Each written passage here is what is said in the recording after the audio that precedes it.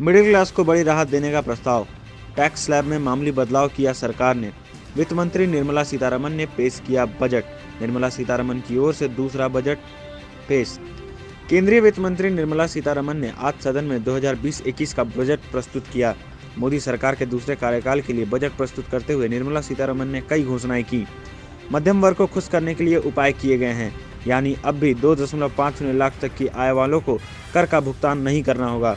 2.5 लाख से 5 लाख तक की आय वालों को 5% तक का भुगतान करना होगा। 5 से 7.5 लाख रुपए की कमाई तक 10% टैक्स देना होगा। 7.5 से 10 लाख रुपए की कमाई तक 15% टैक्स देना होगा।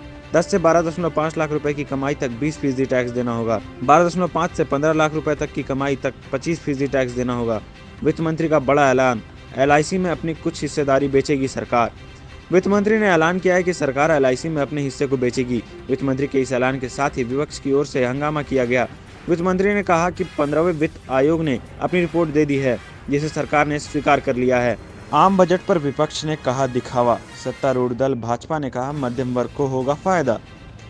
आज केंद्रीय वित्त मंत्री निर्मला सीतारमण ने आम बजट 2020-21 प्रस्तुत किया।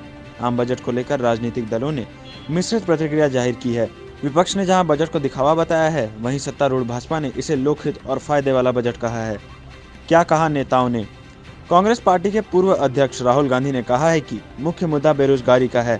मैंने ऐसा कोई रणनीतिक विचार नहीं देखा जिससे हमारे युवाओं को रोजगार मिले। मैंने सामरिक चीजें देखी, लेकिन कोई केंद्रीय विचार नहीं था। यह अच्छी तरह से सरकार का वर्णन करता है। बहुत दोहराव है। बजट भाषण में सरकार की मानसिकता दिखी। सभी बात करते हैं, लेकिन कुछ भी नहीं हो रहा है। राहुल गांधी ने कहा कि शायद यह इतिहास का सबसे लंबा बजट भाषण था, लेकिन इसमें कुछ भी नहीं था। यह खोखला था। कांग्रेस के वरिष्ठ नेता पी चिदम्बरम ने कहा कि 2.5 घंटे से ज्यादा के बजट भाषण में कुछ नहीं था।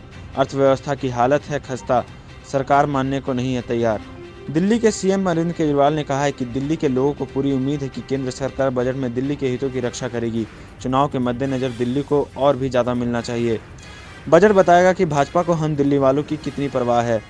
समाजवादी पार्टी के राष्ट्रीय प्रवक्ता IP सिंह ने इसे comedy afternoon with Nirmala Sitharaman बताया है।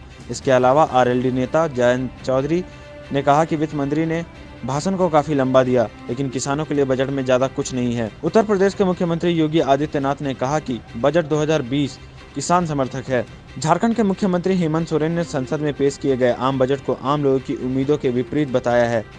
उन्होंने कहा कि केंद्रीय वित्त मंत्री निर्मला सीतारमण ने अपने 3.25 घंटे के बजट भाषण में गरीबी, महंगाई और बेरोजगारी जैसी चुनौतियों से निपटने के लिए केंद्र सरकार द्वारा किस मोर्चे पर क्या तैयारियां की है, इसकी कोई चर्चा नहीं की। यह बजट गरीब, किसानों, मजदूरों, बेरोजगारों और युवाओं को हताश करने वाला है। केंद्रीय मंत्री अर्जुन मुंडा ने कहा कि लोकसभा चुनाव में नरेंद्र मोदी की सरकार को बहुमत मिला। 2019 के चुनाव नतीजे हमारे नीतियों पर मिले जनादेश हैं। लोगों ने हमारी सरकार पर भरोसा जताया है। ये बजट देश की आकांक्षाओं का बजट है। इस बजट के लिए माननीय प्रधानमंत्री नरेंद्र मोदी जी और वित्त मंत्री निर्मला सीतारमण जी को बधाई देता हूँ। भाकपा झारखंड राज्य सचिव भुवनेश्वर प्रसाद मेहता एवं कार्यालय सचिव अजय कुमार सिंह ने संयुक्त रूप से बयान जारी कर कहा है कि केंद्र सरकार के द्वारा जो आज आम बजट पेश किया गया है, यह बजट आम लोगों के लिए नहीं होकर कॉरपोरेट घराने के लिए है। लाइव झारखंड ब्रेकिंग के लिए ब्यूरो की रिपोर्ट।